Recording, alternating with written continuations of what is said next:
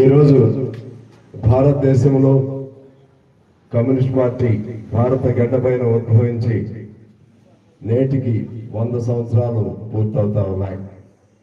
ఎంతటి మహోత్తరమైనటువంటి విరోచితమైనటువంటి ఘన చరిత్ర కలిగినటువంటి మరి ఏ పార్టీ కూడా ఈ భారతదేశంలో లేదు. అలాగే కమ్యూనిజం అనేది ఒక మహత్తరమైనటువంటి సిద్ధాంతం. ప్రజల కోసం పుట్టిన సిద్ధాంతం ఏదైనా ఉందంటే, మనిషి కోసం పుట్టిన సిద్ధాంతం ఏదైనా ఉందంటే అది కమ్యూనిజం. కమ్యూనిజం అంటే ఇది పోలబాట కాదు, పోలపాన్పు కాదు. అలాగే ఈ సిద్ధాంతం ఈ మనిషికి దోపిడీ బంధనాల నుంచి విముక్తిని కల్పించడం కోసం, దోపిడీ వర్గాల నుంచి మానవ జాతికి విముక్తి కలిగించడం కోసం ఎన్నెన్నో పోరాటాలు, ఎన్నెన్నో త్యాగాలు, ఎన్నెన్నో బలిదానాలు చేసినటువంటి ఘన చరిత్ర ప్రపంచవ్యాప్తంగా ఉంది. 100 ఏళ్ల చరిత్రలో మన భారతదేశంలో కూడా ఉంది. కమ్యూనిజం అనేది లేకుండా, కమ్యూనిస్ట్ పార్టీ అనేది లేకుండా ఉంటే ఈనాడు ప్రపంచంలో అనుభవిస్తున్నటువంటి హక్కులు ఉండేవి కాదు. ప్రత్యేకించి భారతదేశంలో మనం అనుభవిస్తున్నటువంటి చట్టాలు కూడా ఉండేవి కాదు. మీరు ఒకసారి చరిత్ర తీసుకోండి.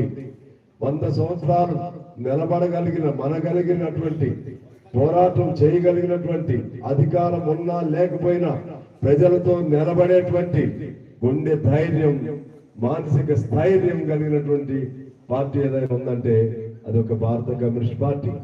ఇవాళ బ్యాంకుల జాతీయకరణ జరిగినా, అదేవిధంగా దున్నేవాడికే భూమి పేరుతో భూ సంస్కరణ జరిగి పేదవాడికి భూమి సాగు చేసుకునేటువంటి హక్కు కల్పించబడిన, రైతాంగ విముక్తి పోరాటాలు జరిగిన, మహిళల కోసం పోరాటాలు జరిగిన, కార్మిక వర్గం కోసం 8 గంటల పని హక్కు కోసం పోరాటం జరిగిన, అసంఘటిత కార్మిక వర్గం కోసం అనేక పోరాటాలు జరిగి వాళ్ళు కూడా మనుషులే అని చెప్పి రుజువు చేయబడిన, దళితులు కూడా ఈ సమాజంలో ప్రధాన స్రవంతిలో దళితులు, గిరిజనులు, ఇతర బడుగు బలహీన దాడిత పీడిత వర్గాలు కూడా వారు ఈ స్రవంతిలో భాగస్వామ్యాన్ని తెలియచేసిన దాని వెనక కమ్యూనిస్ట్ పార్టీ చేసినటువంటి అనేక త్యాగాలు, బలిదానాలు ఉన్నాయి. కాంగ్రెస్ ముఖ్యంగా భారతదేశంలో అనేక చోట్ల అనేక ఉద్యమాలు నడిచాయి. మన తెలంగాణ సాయుధ రైతాంగ పోరాట చరిత్ర ఇది ప్రపంచ పుటంలోనే లిఖించబడినటువంటి పోరాట చరిత్ర. బెంగాల్లో దబాగా, కేరళలో పున్నప్ర, వాయల, ఇటువంటి భారతదేశంలో మన జైల్లోనే కమ్యూనిస్ట్ పార్టీ పుట్టింది. అంటే పుట్టుకతోనే దీన్ని గొంతు నిలివేయాలని చూస్తే కాన్పూరు, మేరట్, ఇటువంటి అనేక పెషావర్ అనేక కుట్ర కేసులు బనాయించిన, అదేవిధంగా యావజ్జీవ శిక్షలు వేసిన, కొంతమంది ఉరికంబాలు ఎక్కించిన, మరలా వాటిని తట్టుకుని మరి జైళ్లలో 10, 20 సంవత్సరాలు, 25 సంవత్సరాలు కూడా అనుభవించి మళ్ళీ వాడు బయటకు వచ్చి కమ్యూనిస్టులుగా అయినటువంటి చరిత్ర ఈ భారతదేశంలో ఉంది. భగత్ సింగ్ లాంటి విప్లవ యోధులు కూడా చివరి దశలో వాళ్ళు కమ్యూనిజం గురించి, మార్క్స్ రాసినటువంటి మార్క్సిజం గురించి చదువుతూ ఉరికంబం ఎక్కినటువంటి చరిత్ర ఈ భారతదేశంలో ఉంది. ఇటువంటి ఈ గొప్ప చరిత్ర కలిగినటువంటి కమ్యూనిస్ట్ పార్టీ లేకపోతే ఒకసారి మనం ఊహించుకోవచ్చు. కమ్యూనిజం అనే పదం లేకపోతే ఏమయ్యేదో ఒకసారి మనం ఊహించుకోవచ్చు. కమ్యూనిస్ట్ పార్టీ ఎర్ర జెండా అనేది లేకపోతే ప్రజలకు ఒక రక్షక కవచం లేనట్లే. ప్రజలకు ఎప్పుడు ఏమవుతుందో తెలియనటువంటి భయానక పరిస్థితులు ఉన్నాయి. అందుకని ఆ భయానక పరిస్థితులు వాళ్ళకి భయం కల్పిస్తా ఉన్నాయి. నరేంద్ర మోడీ లాంటి వాళ్ళు, బీజేపీ లాంటి వాళ్ళు, తిరోగమన సిద్ధాంతం కలిగినటువంటి వాళ్ళు, కార్పొరేట్లకి ఊడిగం చేసేటువంటి సిద్ధాంతం కలిగినటువంటి వాళ్ళు ఇవాళ కమ్యూనిజం అంటేనే ఒక భూతంలాగా, ఆ రోజుల్లో కమ్యూనిస్ట్ పార్టీ ఉద్భవించినటువంటి రోజుల్లో కమ్యూనిజం అంటే ఇది పెనుభూతం అని పేరు పెట్టారు. తిరిగి అటువంటి భూతం అనే పేరు పెడుతూ కమ్యూనిస్టులు లేకుండా చేయాలనేటువంటి ఒక లక్ష్యాన్ని వీళ్ళు చేపట్టడం జరిగింది. పేదరికం లేకుండా చేస్తాను పలానా తారీఖు అని అనలేదు, కానీ 26 మార్చి నాటికి మావోయిస్టులు లేకుండా చేస్తాను, ఆ తర్వాత కమ్యూనిస్టులు లేకుండా, ఆ తర్వాత అర్బన్ నక్సలైట్స్ పేరుతో ఇంకో పేరుతో ఇప్పటికే ఏ హక్కులు లేవు అనే ఆనాడు బ్రిటిష్ కాలంలోనే మన వాళ్ళు సాధించుకుని కార్మిక చట్టాలను తీసివేశారు.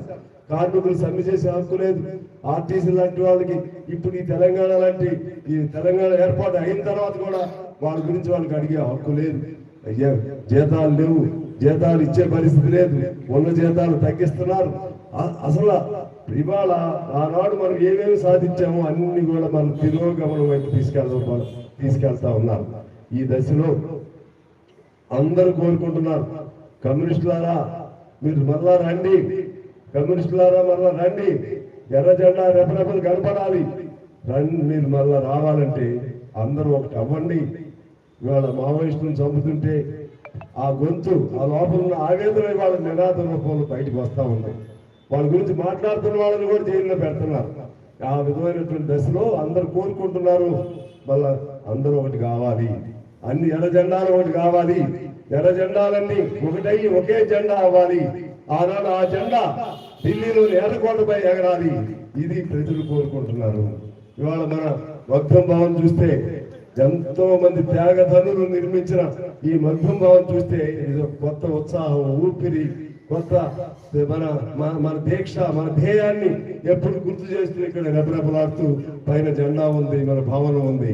దీని దీక్షగా, దీని సాక్షిగా 100 ఏళ్లు నడిచినటువంటి పార్టీని మరింత ముందుకు తీసుకెళ్తామని చెప్పి నేను మీ అందరికీ మనం చేస్తూ, మన వాస్తవంగా ఇవాళ 5 లక్షల మందితో ఖమ్మంలో పెద్ద బహిరంగ సభ జరపాలని చెప్పి అనుకున్నాం. అనుకోని పరిస్థితుల్లో ఎన్నికలు రావటం వల్ల దీన్ని వాయిదా వేసి జనవరి 18 నాటికి మరలా అదే లక్ష్యాన్ని, అదే పిలుపుని కొనసాగిస్తూ జనవరి 18 ఖమ్మంలో జరపాలని చెప్పి నిర్ణయం చేసుకున్నాం. ఇప్పటికే అన్ని ప్రాంతాల్లో కూడా ఏర్పాట్లు జరుగుతూ ఉన్నాయి. జనవరి 18 నాటికి మళ్ళా లక్షలాది మందితో ఖమ్మంలో బహిరంగ సభ జరిపి కమ్యూనిస్టులు ఎక్కడున్నారు అనే వాళ్ళకి కనువిప్పు కలిగేలాగా, ఇదిగో కమ్యూనిస్టులు లక్షల మంది ఎర్ర జెండాలతో ఎర్ర సముద్రంలో తలపించే విధంగా రేపు జనవరి 18 ప్రోగ్రాం ఏర్పాటు చేయబోతున్నాం. అందువల్ల కమ్యూనిజానికి మరణం లేదు, కమ్యూనిజానికి అంతం లేదు. మనిషి అనేవాడు ఉన్నంత కాలం, మనిషి ఒంట్లో రక్తం ఉన్నంత కాలం, మనిషిలో శ్వాస ఉన్నంత కాలం, ఆకాశం, నేల, నిప్పు, నీరు, భూమి ఉన్నంత కాలం కమ్యూనిజం అనే సిద్ధాంతం ఉంటుందని రుజువు చేద్దాం. ఆ విధంగా ముందుకెళ్దాం. భయమేమి లేదు. ఏమవుతాయి, పోతే సంఖ్యలు పోతాయి, వస్తే మన రాజ్యం వస్తుంది. చంపుతారా, ఎంతమంది చంపుతారో అన్ని తేల్చుకుందాం. భవిష్యత్తుకి మనదే.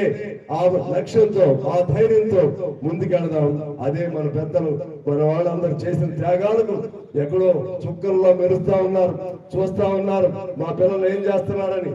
వాళ్ళ ఆశయాలకు అనుగుణంగా ఈ జెండాని మరింత ఎరిపెక్కిద్దాం. అదే ఈ 100 ఏళ్ల సందర్భంగా మనం చేయవలసినటువంటి ప్రతిన అని చెప్పి నేను మీ అందరికీ మనవి చేస్తూ, హృదయపూర్వక 100 సంవత్సరాల వేడుక సందర్భంగా హృదయపూర్వక అభినందనలు మీ అందరికీ తెలియజేస్తూ నమస్కారం. Thank you.